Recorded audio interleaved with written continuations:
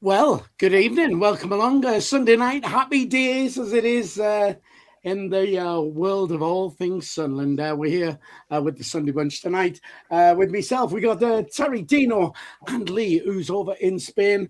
Terry, how's your day been? Yeah, it's been a wet, lazy day.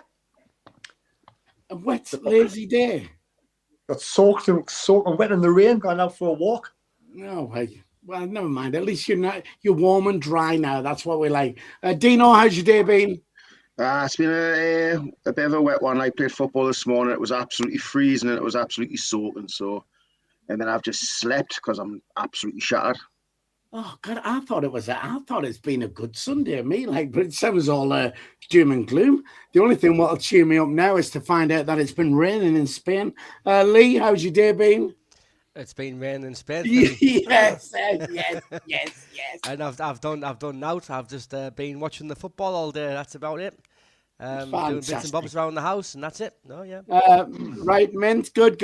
Once again, just want to give a shout out to our channel sponsors this season, who are Wolf Competitions. If you've not checked them out yet, wolfcompetitions.co.uk. There is a link in the description if you want to get yourself down there and check that out. Win yourself some money. Change your life. Don't forget, of course, we are live, which means you can join us via the live chat. Come and have your say. Already on there. SG is always on there anyway. John McKinney is there. Ian Wilkinson, Stephen Thornton, all there. If you want to have your say, get yourself into the live chat and just join in the show. The disco lights are on for Dino, which means only one thing. Brentford 3, Sunderland 0. We are going to touch on this first before we get to yesterday. And if you've noticed, we have got a couple of Peaky Blinders on. Well, one Peaky Blinder and one somebody who keeps pigeons. I think something like that. Right. Let's get straight to this then. Brentford 3, Sunderland 0. Let's get to that penalty before we do anything. All right. Enzo Lafay. Game changer. Terry, let's start with you. Did that completely change the game? Well, of course it did. Up until that point in the second half, we were dominating the game. We changed a couple of subs. Meander and Mundell had come on. We were the ascendancy. We're the only team that looked like scoring from that passage of play and then getting that penalty. So, yeah, missing the penalty the way he missed the way we didn't score the penalty. The way he took the penalty was completely the wrong decision when you're getting beat 1-0. And you could see after that, and even Regis Labrissa said the same thing, kind of the lads' heads went down for a period of time. And by the time, that happened, we let another 2 goals in. So, yeah, definitely a game changer. Look, you win some, you lose some. You have to, at the time, I was disappointed. Got to push it under the carpet and move on. Right, okay. Just very quick, let's jump in and out of the chat as we keep doing. Our very own Emma off the channel says, good evening, only been back in the house 40 minutes after getting back from Everton. And SJ says, did you walk? Yeah, did you walk from Liverpool? So Dan Wilt says, what's with the old man's hats? Well, me and Terry are old men, so that's... oh, you mean the other lads? Sorry about that. We want to be old men. Yeah, I'm a grumpy old man. Lee, that penalty against Brentford, Enzo Lafay, your thoughts on it? Yeah, it changed the game, as Terry said. I mean, the first half was terrible, like Tottenham, and then you'd expect at half-time Labrice to get into them and give them a bit of a jolly up, and hopefully they improve. And we did. We started the second half well.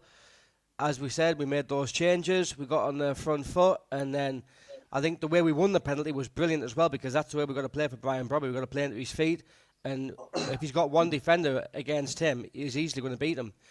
The penalty, yeah, I mean, I was angry at the time, disappointed, but I mean, you can't really knock Lafay for the way he's performed all season. He even said today in his interview after the match yesterday that he's disappointed in himself because he realised that it wasn't the Sunderland way. It's not the values of the club to do a penalty like that, and especially in a game like that, in a moment like that. And I'm sure we'll come on to it later that he took this penalty away yesterday nicely. Yeah, fair enough. Just very quickly back into the chat. Emma's saying she didn't walk back, she stayed overnight, had lunch before heading back, so that's good. Ian Wilkinson says he didn't realise it was Dino. He thought it was Mick Hucknall. Don't know who that is. Oh, I knew you were going to say that. Oh, no. Honestly, I was going to say, well, Dino, when he plays with his rabbit, he's always holding back. No, it doesn't matter. You won't even get, if you don't know who Mick Hucknall is, you won't even get the holding back the ears joke, but never mind. Dino, Brentford 3, Sunderland 0. We got that penalty at 1-0 down. Enzo took it. Your thoughts on it? I mean, it changed the game, didn't it? I feel like if we scored that, I think we were then set. We had all the momentum. We were taking it to them. If we scored that, I think it would have been a totally different game. But you could just see after the penalty miss, it kept going to Lafay every time, and he just looked so deflated. He wasn't running around as much. You could just see it was just on his mind consistently. And unfortunately, we just took the eye off the ball. I mean, it would have been rattling through the whole team of we've just missed a massive opportunity, and unfortunately, Brentford took their chances. But with a penalty, with a chip, I honestly thought Lafay was going for a clip moment. I mean, if he scores that, it's going to be blasted around clips. Oh, Lafay, what an amazing pen, ballsy to do that, and it just didn't work out. He was aura form, and that's what I believe he was trying to aura form there, and it just didn't work. And you do that when you're like 3-0 up. You don't do that when you're 1-0 down. I mean, technically, you shouldn't really take a penalty like that ever because it's very risky. But I think he goes down in the Prem history of players who've missed pens like that. Well, in like actual history, I think Mbappe's missed a pen like that. I think Harry Kane's missed a pen like that, and I think Ronaldo's missed a pen like that. So he's in good company. He's in good company, aye, to be fair, like with the people who've tried that and missed. But it basically killed with, didn't it? It basically just killed with. Yeah, definitely. Not something you do when you're supposed to be a team, and we all know there's no I in team. Don't we, Dino? Right, okay. Evening, lads. Minky Stewart says, Dan Wilkes says he stayed over Friday night because it was cheaper. Did it on the cheap. SJ says Roofs, best keeper in the Prem. Dan Wilkes. We're going to get on to the Everton game anyway. Right, okay. Just very quickly, we do like to try and get 100 likes if we can on a Sunday. There's already 80 people on the stream at the moment. Hit the thumbs up. It'll take you a second to do so. Give us a like. And if you are watching and you're not subscribed to the channel, hit the subscribe button. Costs you nothing. It's free to subscribe. Do that for us as well. All right, so 3-0. I mean, what's the crack? As our bubble burst, were we tired? Because we're all tired. And don't forget they had travelled as well from Tottenham to Brentford, so that won't have helped them either. Were we just outplayed, Lee? Bit of both, Philly. I think Brentford are playing well, and they deservedly won. But I think you've also got to look at our team. You got like square pegs and round holes. You got Chris Rigg playing right midfield. You've got Hertrauder, who's a right back or a centre back playing centre midfield. Trey Hume, who's a right back playing left back. At the end of the day, you can only go so far, and I think it was just one match too far. You looked at Alderete and Ballard; they seem to be kind of like puffing and blowing. So I think it was just one game too far, and I think if we'd have got that goal from the penalty, it might have given us a bit more belief and kicked us on to get a draw, possibly even a win. But I think that just like the penalty miss just like took the wind out of us, and I don't think it's the end of the world. I think it's like it's a wake up call. You know what I mean? I think we've got players coming back from AFCON now. Ray Nildo's going to come back in there. Siddiqui, we saw him yesterday, what he can bring, what we've been missing. Traore will be back. Diarra's going to come back. It's going to be like a new signing. I'm really positive for the rest of the season because I think we've got a really good starting 11, and I think we'll give every team in this league a game. So I'm not worried about it at all, Philly. Right, okay. You said come back and maybe got a draw. For me, I think it was there for the team. I think if the penalty had gone in, I think it would have been a nailed-on win for us. I just thought we were flying at the time. John McKinney on the chat says we put an £11 million bid in for Mendy. It's that time of the season where all the rumours start flying about with the transfer window being open. I've heard nothing. Terry's got some good contacts, but Terry, have you heard anything on that? Try You're unmute mute. your You're microphone. mute. You're mute. Good. Nothing. Man. I'm on mute because I'm full of cold. I'm coughing all the time, so I'm trying not to disturb the live stream. You know, I've had this man flu for a week. Anyway, so I've never heard an out yet. There's always rumours going around. We tend to find that Sunderland is sort of more of a club that keeps things close to the chest, and we're not here till the last day or so when it's almost done and dusted. So yeah, I mean, my take on the game, Brentford game, and I think that we try to play the same sort of way we played against Spurs, try to sort of keep our energy for the second half. Just didn't really go according to plan because Thiago is probably second best striker in the league for me, class striker, really hard to mark. I think we just gave him too much space. Like Alderweireld was off for whatever reason. Alderweireld was off his game that night. Kelly lost the ball down the right, and of course Ballard and Alderweireld did give Thiago too much space, and he was through 1-on-1 with the keeper onside. Like Lee says, too many players, too many square pegs and round holes, thin bare squad. But it proved that the second half we had the ability to come back into the game, and with those changes with Mundell and Mienda, we were the better side. And like I said, another game, we'd have scored that penalty, we could have gone on to win the game. We never know if we would have won the game or not. Brentford were easily the better side in the first half, and overall probably deserved the 3 points by winning 3-0. Right, fair enough. Lee, you're one in there.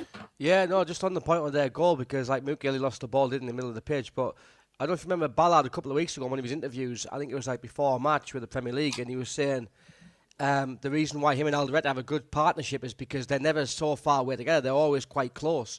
But if you look at the goal, they were very far apart, and just Igor Thiago just like split them straight away, didn't he? He had them on toast, and you can't give a striker like that, prolific striker like that, enough space and time to go through. So that was disappointing. Okay. But I mean, we'll get better. Quickly on the chat before I come to you, Dino. Ian Wilkinson says Reggie got it wrong. Wesu says years ago that Brentford result would have been really troubling, but with the hindsight of a big improvement yesterday, it doesn't feel that concerning. Dino, as our bubble burst, were we tired after that long journey we had to do across London? We were just outplayed or what? Of course not. It's one of them things. It's football. You're going to get beat. I mean, sometimes the better team gets beat. It just is what it is. Unfortunately, I do feel like Reggie got it a bit wrong. I think playing Rig on the right-hand side just doesn't work. I'm sorry. It doesn't. He doesn't offer much. He's not quick. He's not going to take a man on. He's good for defensively, but going forward, there's just nothing there. You've got to rely on the left-hand side. So I think he got it wrong in that perspective, because as soon as Mienda came on, he took his man on, he passed the ball to Brobby, and Brobby won the pen. You know, it just shows that Rig is not ready for the right wing. You need to have him in the centre. And if you tell me we'd pick up all these points and still be 10th after everyone went to AFCON, I think, is that our first defeat since the AFCON? Yep. Do you know what I mean? And then we're getting all the players back hopefully next week. So to just say we got beat once in that time period, I mean, I would snap your hand off. So it is what it is. We've had a thin bare squad. We're going to get beat. I mean, we haven't been beat by any of the big teams. It was just unfortunately Brentford's day. If we took that penalty away, it's a totally different game. But unfortunately, that didn't happen, and we ended up getting beat. And we had spells, we had good moments, but Brentford took their chances and we didn't. So no concern at all. Once we get the full squad back, I'm confident we'll just push on. Okay. Just very quickly back on the chat then. Ian Wilkinson says, yet again, Rig not ready for the first team. SJ says, I'll assume Dan Neil can sign for any team now. Miles Percival says, Terry, get your lass to rub some goose grease on your chest. That'll fettle your man flu. And, just the chest. Well, that's SJ says, just your chest, apparently. So unless she buys one of those travel tubs, if she wants to do somewhere else.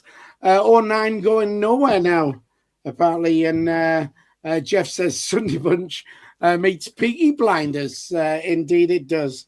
Dino, any lessons to be learned from Brentford then? What's, is it something good that's come out of it? I mean, I don't know, because we were quite awful in the first half. I don't even think we had a shot in the first half. it's just a thin bit. It's just a really thin squad at the minute. We're playing players who are really bench players. I mean, Alderete had a shocking game, probably the worst game I've seen him play in a Sunderland shirt.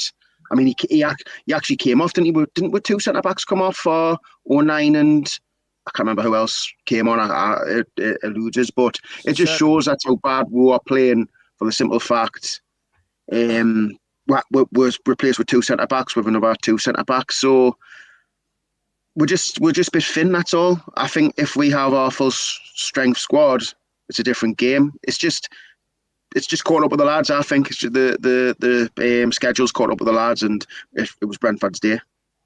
Fair enough. Terry, you was one in there. Yeah, I mean, so far so good. Whenever we do get beat, we sort of have a really good way of coming back, and we bounce back well. And as we're going to yesterday's game, the lads' heads didn't drop whatsoever. They came out full of fighting spirit. And, Enzo Lefebvre, everybody makes a mistake. He's made a mistake. He's learned his lesson. He knows he's made a mistake. There'll be no more disappointed than Enzo Lefebvre. So he definitely, we'll get onto the game, but he made amends yesterday. Right, okay. Just before I come to you then, Lee, on that. Las Palmas Magnum, how you doing? He's saying it's man flu, not bird flu. Emma's saying Terry's on form. You're on form, Terry. There you go. SJ saying if it was bird flu, you'd be flapping. Let's just delete him out of the chat. We are right now. And Ian Wilkins says, can't play Hume on left and Rig at all. Lee, any lessons to be learned from the Brentford defeat then? Yeah, I think it goes to show, Philly, that if we get back into a game and we have a chance to get back into a game and we don't take it and our heads drop, we will be punished and we will be on the end of a 3-4-0 defeat. So I think the lads will learn from that. Lefebvre will learn from that.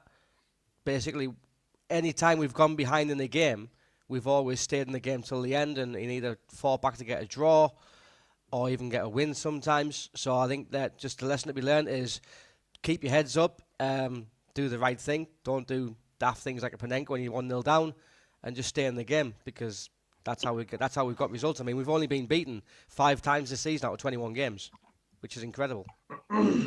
It is, and I don't think any of us are complaining about how the season's gone. And like I said, the fact we've now got December out of the way, which looked horrendous at the start of the season, is just it's testament to how well we've actually done.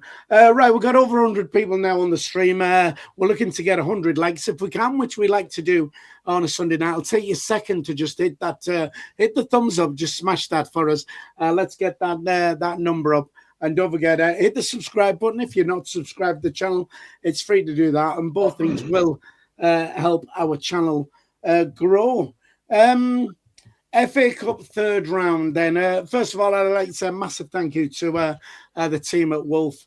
Of course, James, the CEO, and them for taking me down to Everton. They looked after us. So thanks to them for that. Everton won, Sunderland won, of course, 3-0 on penalties. Before I start, I want to say our fans were absolutely tremendous, as we normally are, and nearly 8,000 there were great. But I want to give a shout out to the Everton fans as well. I know there's that connection with Sunderland and Everton, but we were chatting with loads of them, on the way there and back, even after they'd been beaten, and they were just great. The Everton fans were just superb and well worth a mention there. So you saw the starting lineup. Nobody knew were we going to use the squad, or were we going to go for it, or what? Lee, your thoughts when you saw the squad? Surprised. I thought we was going to make plenty of changes, to be honest, because Xhaka and Mukiele, they've been playing every single game pretty much since the start of the season, so I thought they were going to be rested, but I mean, it was a surprise, but at the same time, it was nice to see that we are taking the competition quite seriously because I think, who was it, 09, Serkin, Mundel, Mayenda and Siddiqui came in. It was nice to see Siddiqui back. But yeah, no, I think it was good to see a strong team. I mean, he had to make some changes, but I think he brought in the players that he kind of trusts. I mean, everyone was wondering, is Dan Neil going to play? But I think Dan Neil's days are numbered now. Patterson as well. If he can't get in the FA Cup, then he's going to be out the door soon. But I thought O'Nien and Dennis Serkin, who came in, were absolutely brilliant. Yeah, definitely. I mean, well, I think everybody was surprised because, I mean, when I saw the team, I thought, great. And especially, with so many fans traveling away as well, you think, it'd be nice if you're not, you take it sort of seriously. Dino, when you saw the lineup, was you surprised at that? Yeah, a little bit. I mean, you've still got Roos in goal. I really thought Patterson would get a run out. It was a very strong squad for an FA Cup game because we're used to seeing just like the reserve players / players who don't really get a game. I mean, I know O'Nien played, and I mean, it was really O'Nien out of the lot of them who really doesn't get much game time, and he played the full game. And you had certain playing ukulele. I mean, you had a kind of a full strength team without the AFCON players. I mean, Siddiqui was back in. Great to see that. So I was very surprised that we went with that kind of team. I really thought it'd be a bit of a shambles team like it normally is. But I feel like we're taking the cup seriously this year because, like, we're nearly at 40 points. There's only 10 more points to go, and then we probably would say safe. Because you can never say you're not safe because of our teams, you just don't know the results. But it looks like we're giving this competition a real go. And if you get a couple of good draws, as in against championship sides, you could just find yourself in a semi-final. Yeah, definitely. Just very quickly on the chat then. Jeff saying 8,000 away was amazing, which it was. Emma saying, I was like, he's going for it. And was very surprised when they saw the lineup. Dan Wilkes, it's a very nice ground, Everton's new one. It is a nice ground. It's very steep. We were right at the very back at the top and up and down them steps. Whoa, that was some work out of that. Dino, you didn't ever manage to get halfway up them, I'm sure. Shut up, man. Shut up, man. And SJ is saying, I think some of the players wanted to prove a point. Yeah, definitely. Terry, when you saw the starting lineup, your thoughts? Well, I remember doing five-a-side football with you and Dino, and imagine Dino lasted the whole game. You lasted 5 minutes, didn't you? Yeah. You said I'm 20 years older than Dino. I'm only 10 years older than Dino. So was Terry, I think. Yeah, Terry's run for England. Terry's run for his country. Oh, yeah, man. I've not even run to the flipping fridge. So, anyway, go on, Terry. I was very surprised that he's taken. Actually, I was over the moon. He's taking it serious. I was hoping he would for the 8,000 travelling fans, and obviously, I think I want to do well in the FA Cup. I want to get a good cup run. I think it's a year. I think last year we got beat off Stoke when Elise got injured, and he's been out ever since. I think that's when he picked up his nasty injury. But yeah, I mean, last year we had a few subs playing, and this year we took it as serious as possible. It's great to see Siddiqui back. He makes all the difference in the middle there with Xhaka. And Luke O'Nien, having someone like Xhaka with his experience in front of Luke O'Nien, I think gives Luke O'Nien confidence to also have Mukele alongside him. So I thought he never put a foot wrong. Dennis Serkin had a good game. And the switch there, the flanks, they had Dinger on the right-hand side. And on the left, Mundell came in, which a lot of them played the whole 120 minutes. So it was great to see them really giving this FA Cup third round a real go. And yeah, I honestly thought Patterson would be starting. I thought Dan Neil would be starting. I thought all the reserves and maybe even some of the youngsters would be starting, but totally wrong. And I'm totally surprised. And I'm actually really happy about it. Yeah. Dan Neil, I had him nailed on to start me. I really did. But anyway, back on the chat, passion for Leeds. Leeds fan, loves the stadium. Credit for this season. Played brilliant. Thanks very much to you, the Leeds fan, for that. I think you look like you're going to be pretty safe as well. You seem to be, you've hit the great. You're on a good run now. So good luck to you lot for that as well. Peter Harvey says, do you think Roofs is number one keeper in the Premier League? Ian's agreeing with Lee. Ian agrees with you. For once, brilliant. Somebody's agreed with you. There you go. SG, anyone see Xhaka kicking off when that penalty was given? We'll get onto that penalty. I mean, we'll get onto it in a bit. let's go to Enzo's goal then. I mean, because this game could have very easily gone the wrong way. I mean, after the Brentford game and that, and it's just what he needed. First half, Enzo's goal. Terry, do you want to start us off with that? What do you think? Yeah, I said in the preview and previously after the Brentford game, I would like to see Enzo Lefebvre take a penalty if he got the opportunity in 90 minutes, just to prove people wrong, because he took 2 really good penalties this season, and that was just a mistake. So for him to actually get that goal was brilliant. That's the kind of skill level he brings, doesn't he? He's absolutely fantastic with his level of ability to score goals like that and bits of play. But to side-foot it past England's #1 goalkeeper, Pickford didn't have a chance. Didn't see it coming. Lovely curl, top right-hand side corner. Lovely assist from Miyende. I'm absolutely over the moon. You can see how happy Enzo Lefebvre was when he scored the goal. He was back on form doing his Spider-Man. Was it his Spider-Man routine when he scores goals? That's what it looks like anyway. But yeah, I'm buzzing with that one. I'm pleased for him. He's bounced back. It's exactly what you need to do when you've made a mistake. Come back. Prove the doubters wrong. Prove you still got it, and you just do that, and the fans were over the moon. Yeah, definitely. I mean, where I was in the ground, I had a fantastic view of it, and I don't know if we've actually put the match day vlog went on a couple of hours ago. So if you've not seen it, have a look, because I managed to get it on video as well. So and the angle we've got is just superb. So as opposed to the one you've probably seen on the telly, if you check out the Everton away vlog, which is on our channel, you'll see a different angle of it and how well he actually took that. Before I pass this round, just very quickly, back on the chat, John McKinney says we weren't going to play a shit squad for 8,000 fans. SJ, he's rated #1 in the Prem based on his stats. Dan Wilkes, odd sub in a sub.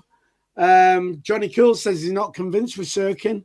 SJ says probably had a tight hamstring, that's why he went off. John Parr says it won't take more than 34 points to stay up. Right, okay. Dino, Enzo's goal, your thoughts on it? Great, wasn't it? I mean, technique, just right in the corner. I mean, it all come from a long throw-in. I mean, we haven't really done a load from throw-ins lately, but they're always a dangerous weapon because you just need a bounce in the box and it can go anywhere. And Mayenda done well to control it, hold his man off and just give a little flick. But the flick wasn't on the ground, so it would have been really hard to get that at least on target for Lefebvre. But he just shows, man, he's just got a bit of class about him, And what a finish. It was absolutely amazing, and obviously doing his little feed the pony celebration, feed the ponies, and it was great. What's feed the pony? I don't understand. Do you want to playing the upside down piano? Do you want to elaborate on feed the pony? No, we'll keep that. No. You know what it means, Phil. You feed that pony all the time. Right, Emma's saying I don't know how she doesn't know how she managed the steps on the lower level. Well, Emma, I'm telling you, would have never made the upper level. Definitely not. Right, okay. John Nesbitt, any incoming news, lads? Sorry, honestly, if we get anything, Terry's your man. Terry's got some good contacts. If we hear of anything, we will put it out there for you. John McKinney is saying about this 11 million bid from Mendy, though.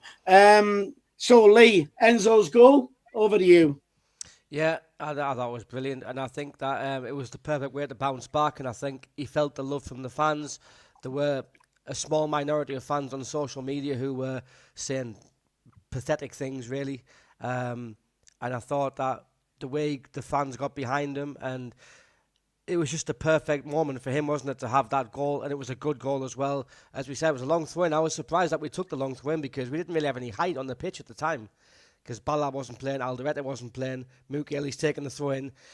So, but it was just lucky, wasn't it? Lucky, I suppose lucky that it got to him because the ball bobbled around. It was a nice touch from Mayenda, just laid up to him, sit it up nicely, nice height, and Enzo Lefebvre's got that in his locker, hasn't he, to hit those type of curling shots in the corner. And I was just chuffed to bits for them, and it was nice to see Romain Mundle pushing towards the fans to enjoy the moment and lap up that appreciation from the fans and feel the love, because he is a fantastic player for us. Right, okay. Just very quickly then, back on the chat, Rob Chizzy says, have you guys heard the Everton fans sing the Pickford song? The Pickford song, they were singing as we went into the ground. I think they had sort of a band or something on. It was a bit of a fan zone, and they were all singing it. And of course, we know the words to it anyway. You know, he's a Macam, he's a blue, and all that. So yeah, I mean, there is that connection with Sunderland fans and the Everton fans anyway, and all the the Bradley Lowry stuff, and it's all so. And it's just built up more and more over the seasons, and there is that, like I said, that affection between us. John Nesbitt says Mendy not worth it, not worth the money apparently. What's Terry's sauce, Heinz? Dan, man, you're gonna have to be better than that if you want to make us laugh. Although Lee seems a little bit tickled by that, it would seem. Just embarrassed. So overall thoughts on the first half then? We were the better side, weren't we? It could have been more, Lee. Yesterday, yeah, I think we started the game really well, and I think the first 15 minutes were really good, high press, in control of the game, and I think Mundle had a shot, didn't he? Long range shot that stung Pickford's palms, and then Mukiele had the scissor kick. Lafay had another shot as well that got saved by Pickford, so we could have been 2-3, 4-0 up. But I thought it was a very good response after the game against Brentford. That's exactly what we needed. We needed a strong first half performance after the previous two games where we started really poorly, and I think we got that. Right, okay. Terry, first half overall, I mean, should we have been more than one up? Yeah, I think apart from the one shot from Everton that just went over the crossbar, I thought we dominated the game. I know they made a few changes, we made a few changes, but I thought our passing was a lot slicker. I thought there was periods of the game where we had that long periods of the game. We had the ball in retention. We was passing the ball really well, and Everton was stuck down in their half, because if they were doing like the low block for long periods of time, and like I say, Mukele's overhead kick, I wish that had gone in. That would have been brilliant. Super save from Pickford. Pickford saved the day for them. If it wasn't for Pickford, it could have been 3 up by half time. And to be honest, it's hard lines. We didn't create enough, take more chances, because, as we know, it tends to be a game of two halves with a lot of football games, never mind just Sunderland games. But yeah, I was disappointed we didn't have more than one goal, but at the same time, I was over the moon with the response from the Brentford game, because the lads seemed to have bags more of energy for some. I don't know where the energy just came from. I don't know what they were given before the game, but they were just seemed to be full of energy. Mundle, I thought, a few people were saying he had a poor game, but I thought he did really well. Mundle on the left-hand side, he was up and down. He lasted 120 minutes. He was full of energy. I just thought he had a good first half. I think out of all the players, the only player I think sort of was out of position, out of kind of shape, was a Dingras. Again, a little bit sort of on the right-hand side. Seems to be our bit of our weakest link when it comes to players. We need Traore back, hopefully. I don't know where he was yesterday. I don't know if he was injured or whether he's just having a bit more of a rest from his AFCON. But yeah, I think going into the transfer window, we do need a right-sided player to help Traore. But apart from that, I thought the first half, I was, like I say, 1-0. It's that scoreline, you're leading, but it's never enough, is it? Right, okay. Johnny Cooler agrees with you there, Terry, as well. He says Mundle was a threat all game. Macam Cabby is there. Hi, Macam Cabby. Brentford versus Sunderland next round is his prediction. I hope not. We will get on to asking who you fancy. Ian Wilkinson says in total control, but Everton were awful mind. Thomas Garrigan says, believe it or not, when we play Everton away back at the Hill, Dicky, it falls on Bradley Lowry's birthday. You just couldn't write it, so I wasn't aware of that. Everton had loads of players out of corner of their fans as well. Dino, do you want to wrap up the first half? We were in full control, weren't we? I mean, we had a good 20-minute spell. The passing was nice and crisp. It was very slow, patient, taking work, like just opening the spaces up. We had a good couple of shots. I mean, I do wish Mukulele's overhead went in. I mean, it was a good save by Pickford. I don't know how he even reacted to it because there was that many players in the way. I thought Mundell played well on the left-hand side. I do agree with Terry. I think Adingra, I don't know. There's something about Adingra at the minute. It's just not falling right from it. Like, since his goal, it hasn't really been much of a threat. And playing him on the right-hand side, I thought he'd be able to get down the line, get some crosses in. But unfortunately, he couldn't get past his man. But other than that, everything was just... I mean, everyone had their spell as well, don't get us wrong, of like control. But we seemed to deal with it very well, to be fair. We didn't seem to be like panicking but I feel like we like when teams come and press with because that gives us a chance to counter attack. But it was a really good first half shown from us, and I mean, they just kicked one really to the second half. Right, okay. Colin's just coming here because he wants to show you his bollocks. All right, there you go. There you go, Colin. There you go. All right, you want to get out now? Good man, there you go. He said hello. Come on, away you go. Come find your man. Oh, come on, there you go. Come on. You cannot get out now. Right, sorry about that. I know we're supposed to be doing a show, but Colin's decided. Is he out there, Karen? Good. Right, right, just very quickly, Luke. Wolf Competitions, our channel sponsor. We've got to give a shout out to them. A chance to win yourself tons of money if you get yourself on there. wolfcompetitions.co.uk. There is a link in the description. And if you're a business, get in touch because we do come out. And we went to see, went to this beauty salon. I think it was on Thursday. This is what happened anyway. We Philly for Wolf Competitions. We are in Thorny Close in Sunderland. We're here to see Christine at the Hair and Beauty Bar. Let's go and have a chat. We'll give them a chance to roll the dice. See if they win up to what? 60 quid. That'd be all right, wouldn't it? Right, what we're going to do, I'm going to give you a chance to roll the dice. Each dot is worth a tenner, so you can win up to 60 quid. Right. Do you feel lucky? Always. All right. And we'll let some of you throw as well. Yay. So long as you do something special for us, like a funny dance or something. Right, all right. Here I go. Come on then, Christine. All right, come on. Roll the dice. Come on, get a 6. Come on. Whoa. 20 quid though, isn't it? It's 20 quid. What's your name? Jade. When did you get your teeth done? Did you go to Turkey? I did. I did as well. Did, yeah. Mine are yellow. Yours are too white. They're too white. They're too white. These are natural. You're like, whoa. So you're a good dancer. Give us a dance. Come on. Wait, man. Give us a dance. I'll let you roll the dice. You know I'm a good dancer. I don't know you're a good dancer. Go on. Do one of them slut drops or whatever they're called. Go on, I do that. Come on, man. Do one and I'll let you go on. Whoa. Go. Hey. Do it again. One more. There you go. Right then. Roll the dice. Tenner a spot. Come on. Get the 6. Come on. Whoa. 3. 30 quid. That's all right. There you go. Get some new teeth. You won't. Just say to the camera. wolfcompetitions.co.uk. wolfcompetitions.co.uk. And everybody go, way! Mint. So there you go then. A massive thank you to our channel sponsors, Wolf Competitions, who are keeping our channel alive. So thanks to them for that. And check out the website. Give it a go. You'll win yourself loads of money. And I could be knocking on your door with a big check. Who knows? Right, okay then. Let's get to this. We were 1-0 up. We've had second half. I thought Everton got into it more. Second half, they looked more of a threat, without a doubt. But right at the end, they end up with a penalty.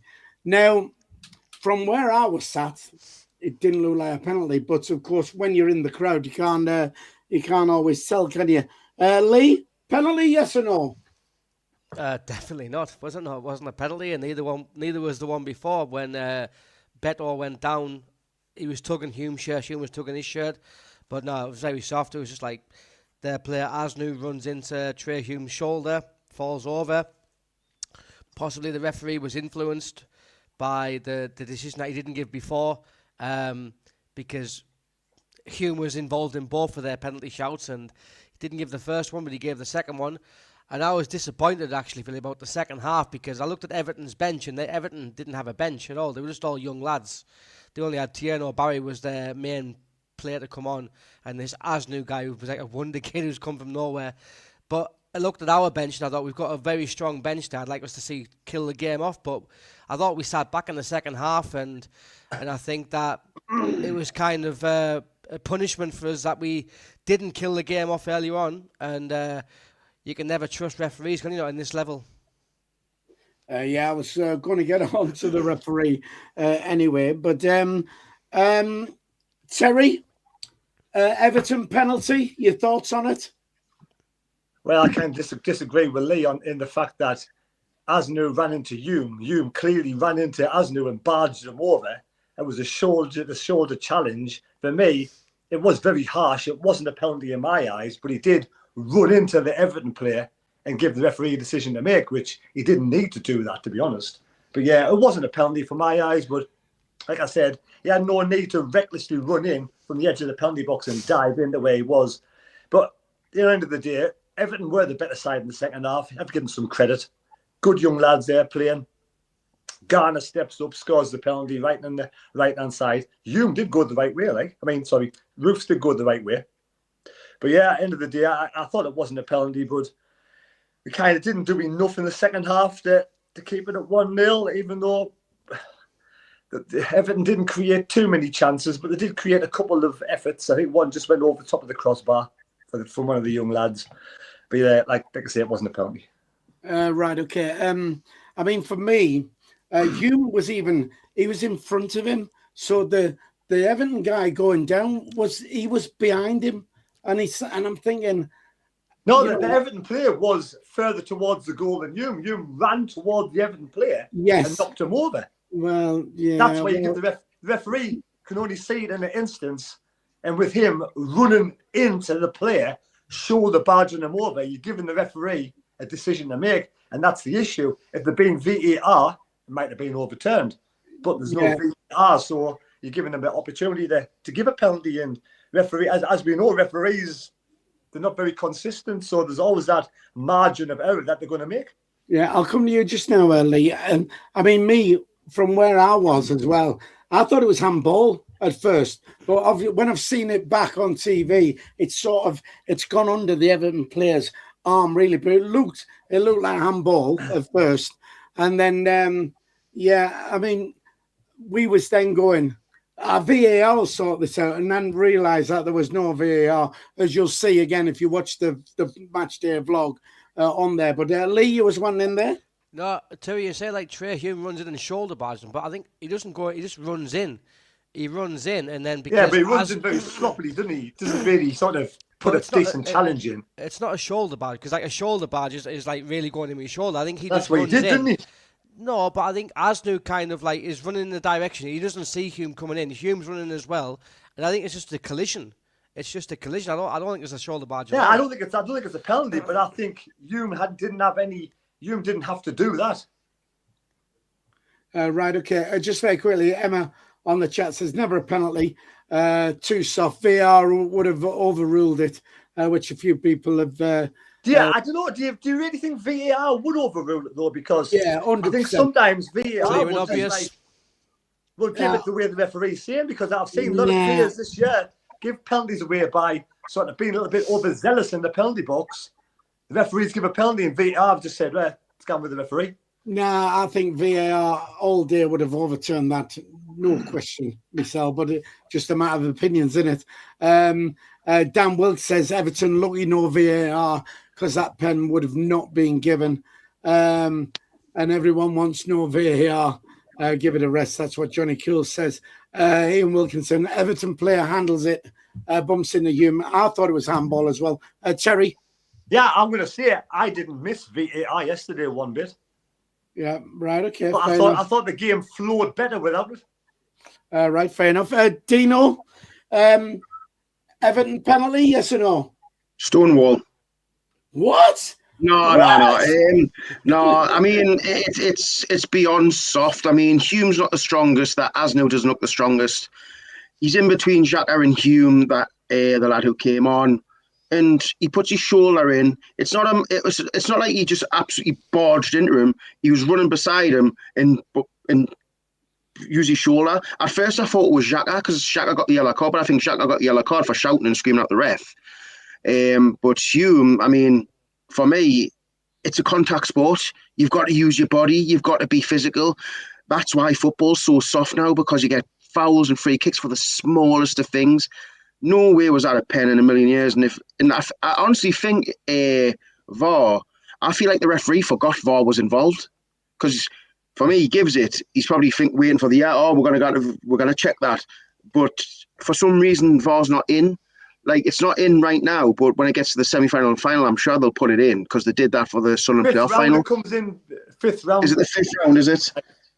So, I mean, I think if you've got VAR available, you should be able to use it. It's unfortunate, like, not every team can use it in the competition, like the lower league teams. But I feel like if you've got it, you should be able to use it, because, I mean, if you remember, everyone was battering about VAR in the final of the playoffs. And everyone was going, it's going to spoil the game. And it actually ruled in our favour. So imagine if VAR wasn't a thing, we wouldn't have got promoted. So VAR is needed. But if other clubs don't have it, that's unfortunate. But if you're playing in a stadium what does have it, you should be able to use it. Because, again, some players wanted the 120 minutes, like the likes of Luke O'Noyne. But do you really think Granit Xhaka and the lads who are playing regularly really want to play 120 minutes? No, so for me, no penalty. VAR needs to be used if it's available. Right, okay. Just different people on the chat saying, Dan Wilk says the ref had £20 on a home win. SGS says Terry should be a ref down here. Wesu says VAR doesn't overturn these. VAR needs to convince the ref to take another look, which is pretty much what Terry was saying down there. Johnny Cool says, good shout, Dino. I mean, to be fair, I thought VAR was in play yesterday because of what you said, Dino. I thought because we're both Premiership sides, Everton have that ability to do that, and if it was somewhere where they don't do it, it just wasn't used. But obviously not the case. Just very quickly, we got 68 likes, so we are just 32 people from just smashing that thumbs up. So if you're watching now, we're trying to get to 100. Hit the thumbs up; it really does help the channel. Give us a like. All right, 32 of you, do it now. Let's get this up to 100. And don't forget, of course, if you're not subscribed to the channel, hit the subscribe button. It's free to do so, and that will help us out. Couple of things. I was going to quickly go on to the ref. Can we sort of quickly, was he a really bad ref? Was it just Terry? No, I mean, he could have given a penalty when Hume was dragging Beto down, but Beto had Hume as well. So 50, like I say, it's a contact sport. If one player completely drags the other one down, like Bobby was dragged down against Brentford, a penalty, yes. But if they both got hold of each other, then it's 3 of 6 and 2 threes. But I thought the referee wasn't that bad, to be honest. At the end of the day, he made one mistake, which was the penalty. If clearly he made one mistake, but everyone makes mistakes, and you can't get it right all the time without VAR. Dino, referee? I mean, I think I've seen a really good referee this season, to be fair. They always give shit decisions. Sometimes they give good decisions, and it's just inconsistency. Do you know what I mean? Have you not Fouls-wise. Have you not watched Jack Dodds this season then, no? No, I haven't seen young Jack. I think he gave up refereeing because he knew the amount of stick you get. You know what I mean? Lee, referee for you? I think the one thing that frustrates me with referees, Philly, is that they always give decisions based on player reactions rather than what they've actually seen. And that's the most frustrating thing. Like, you just see, he doesn't. Or the crowd even. No, would you think? Or the crowd, but I think it's more the players. I think it's more the players. If the players start whinging, because you see a lot of soft fouls where a player just he gets a bit of contact from behind and then he goes down straight away, and you're thinking that's not even a foul. There's it's just jostling for possession. It's 50-50, but as soon as a player is with his back to the other player, he's got his face in the corner and he just goes down so easily. I think that's the frustrating thing for me, is that these refs, they give fouls based on reactions. I think do you know the referee Mark Clattenburg, the Mag?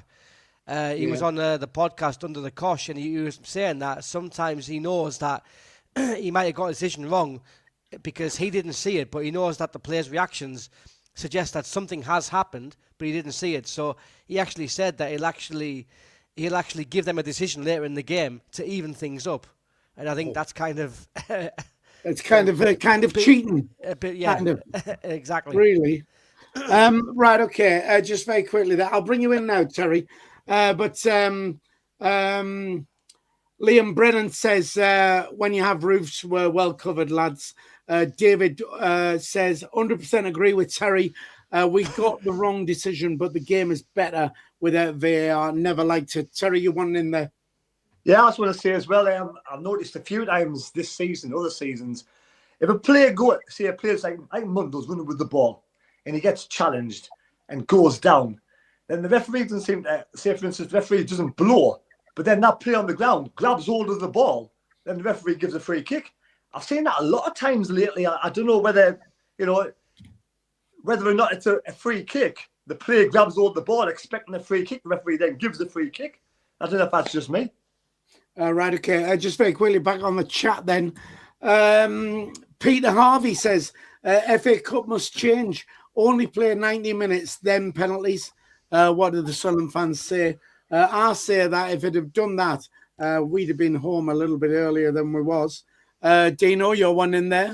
About the referees, I think there needs to be a rule change with this head injury, because this is from an Everton perspective. I think Serkin went down after a challenge. He wasn't hitting the head because he hit the floor hard. He's looked up, seen they're on the attack, and just stayed there. Everton's on their attack, on a good attack as well, by the way. And the referee turns around, blows the whistle, and obviously you heard all the fans on the ground go absolutely ballistic. There needs to be a rule change because players do use it to their advantage. I feel like they should do what I think rugby does this when there's a player down, they continue the play. The people just come straight on and say to him, and then if the ball goes out of play or we clear the ball, then the referee blows. Because if you're on an attack, unless the team wants to put the ball out, which they don't have to, they should be able to play on. But the fact players can just use it to their advantage. Imagine that was us. We're on, one of their players went down, we're on the counter attack. We're just about to put a ball into the box and referee blows about 15 seconds after the player's been down on the floor. Do you know what I mean? It gets abused a little bit. So I think they should come up with a rule where if a player goes down and the other team's on the attack, get the treatment straight on, but let them play on until the attack breaks up and then stop the play, because it is abused. Right, okay, I'll let you in just now, sorry. I was going to say that's all good and well, but if somebody ends up with a serious head injury, then it backfires. But what you said about just let the trainers come on whilst players going on, it's not something I'd thought about, and it could very well solve that problem. Terry? Yeah, it tends to be, say, for instance, if we were in defence and one of our players goes down with a head injury, then the other team's attacking down. We're attacking, I don't know, one way or the other. So the players in the opposite half, as soon as the player turns and starts to go back to the player who's down on the ground having the treatment, then you stop the game. But let that first initial phase get out the way. So, like I say, a Serkin went down on the ground, so the referee stopped. But Everton could have sort of continued at the other half and scored a goal. Let that phase keep on going until the ball comes back towards the player on the ground. When obviously you got sort of the physios on helping the player. Go on, Dino. I don't know if you remember, this was years ago when Jose Mourinho exploited one of these rules. When a player went down injured, he has to come off the pitch. But if two players go down injured, they didn't have to go off the pitch. And he exploited that because someone was injured and then another player went down. And then when they told him to get off the pitch, he said, the rule says if two players go down, you can't take them both off the pitch. And he exploited that because John Terry's talked about it before. So it just shows managers do exploit stuff. Yeah. Certain rules. Right, very quickly, SG on the chat, how will it backfire if a player still gets treated? Well, I did say that. I'd said, however, but just to put that right. There's a couple of things I quickly want to chuck in the mix here, and because we are going to have to try and move on to Crystal Palace, and I am sort of running out of time. When it went to penalties, I must have been the only one sort of wishing Enzo had chipped the keeper, because I thought there's no way in the world, right, Pickford is going to expect him to do that again. And you'll think, and I wanted him to score, but anyway, get that out of the way. Social media, I don't know, because I was at the game, but apparently there was a female co-commentator, and I'm not just saying this because she's female, because it could have been any co-commentator, because there was one last season, I think, for us, it was so biased to the other team, was absolutely ridiculous. But I've heard a few people on about it and said I had to mute my TV. Do you know anything about that? Was she annoying or what when you were watching it? She didn't. For me, she didn't really talk much because she wasn't the main commentator. She was the co-commentator, but I didn't really hear her that much. But I mean, and that's kind of offensive. When I hear a woman commentate, I just shut off immediately, like, because I didn't want to listen to it. Because we've seen with all the backlash with the Ian Wright and all that stuff, it just doesn't look well, because some of them are really, really, really bad. But unfortunately, you're not allowed to say anything. But she didn't really speak a lot, and when she was speaking, I kind of like switched off, to be fair. Right. Okay. I don't let Karen speak that much. Well, she can speak from the kitchen, but that's about it, really. Well, you're nine. Yeah, I've got to hope she's not watching, because I'll be in so much bother. Right, okay. Quickly then, we're running out of time. Man of the match, Terry. Robin Roof's 3 fantastic penalty saves. He didn't just dive; he waited till he saw the player take the kick, then he dived and saved them. Brilliant. Lee. It's a difficult one, because Robin Roos obviously because of the penalties, but I want to give a special mention to Luke O'Nien and Dennis Cirkin. I thought they were excellent. Luke O'Nien has proved yesterday that he is still an asset for the club as a centre-back, because he's so much better when he's got the game in front of him rather than the game being around him if he plays in midfield. So I'm going to go with Luke O'Nien. Right, nice one. Dino, man of the match. I mean, I'd say the same. I think Luke O'Nien was tremendous carrying the ball out. I think he gave one bad pass in the full 90 minutes. Everything else was spot on. He was really good carrying the ball out. He looked quick when he was carrying the ball out. He looked composed. He was always looking for like passes and being available. He was really, really good. But the only thing what's got us thinking he might be off, he held onto that ball like he had scored a hat-trick. Do you know what I mean? So I think he's keeping that ball for the last time he ever puts the ball in the back of the net for Sunderland. So I think he might be away, you know. Right. Well, I mean, he could have been put in the shot window. Someone on the chat earlier, I did notice, said Luke O'Nien's obviously going nowhere now after that performance, but it could be that he was put in the shot window, and who knows. Right. Okay. Nick Barnes said after the match, he interviewed him, he said he's going nowhere. All right. Okay. Good. And not just that. I mean, who else was going to play in central defence? Already was probably just rested because of his performance against Brentford, and it was like Luke O'Nien to come in. Right. Okay. Look, the 4th round draw for the FA Cup is tomorrow. It's before that. I think is it Liverpool Barnsley? I think play tomorrow night. So it's about 6:30. So if you want to watch that live, get yourself on. I saw somewhere that we're ball 13, which is very unlucky for me.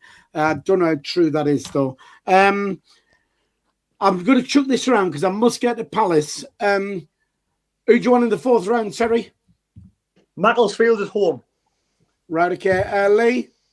Mansfield away, because we've been beaten by them twice in recent years at home.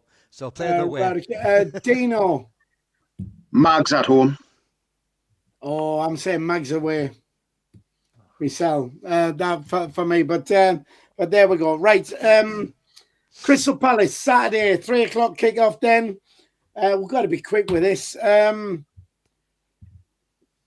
Do we need to win, or is a draw keeping our home record good enough, Dino?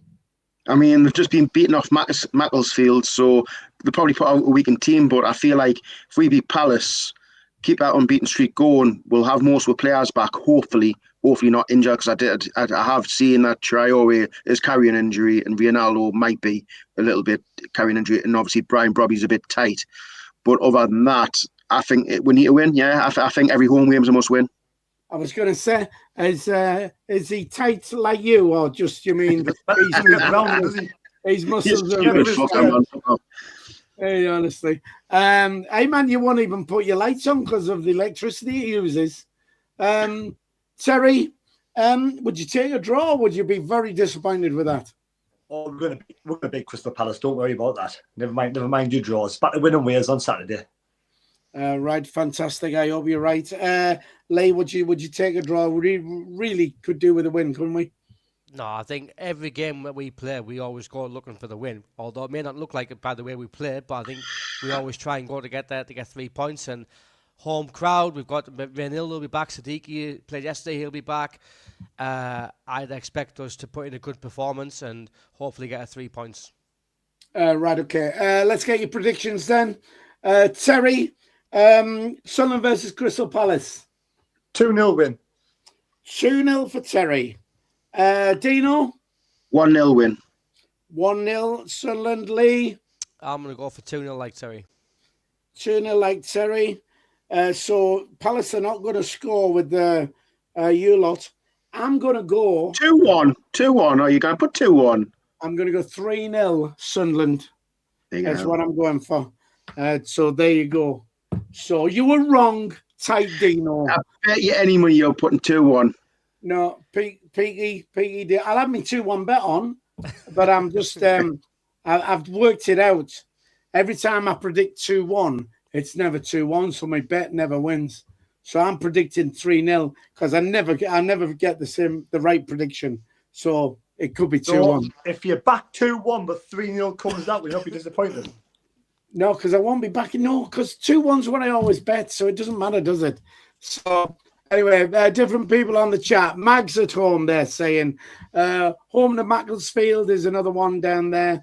We need a win. 2-1 win, Johnny Cool. Dan Wilkes 2-1 as well. Lee? No, Philly, I'm saying if we do get a home draw, can the club just please open the whole stadium rather than opening one stand? Oh, God, I know. Well, I must admit, it's the first thing I said when I walked into Everton's ground yesterday was hats off to Everton. It was full. And I thought if it had been at Sunderland, it wouldn't have been full. Because it's Can I ask, do you reckon that the stadium's never full because we're always expecting a weakened team, like reserves, and people don't even want to go and watch a weakened team play? Do you not think that's got something to do with it? But we've seen that it looks like we're taking this seriously. Do you not think that people will turn up? Well, I'd like to. What I'd like them to do, before I bring you in, Terry, is I'd like to do the old-fashioned back in the days at Roker Park with the a program. You got a token. I know you had to buy the program, but I think all the people who've gone to the previous games in each round, right, should get some sort of priority. You know, for when it comes to getting our Wembley tickets this year. Terry. Yeah, I think because of the fourth round, they'll have the full stadium open. I think, obviously, we've been in League One for a few seasons, Championship for a few seasons, so we've only had half the ground open. But I think it'll be different now we're back in the Premier League.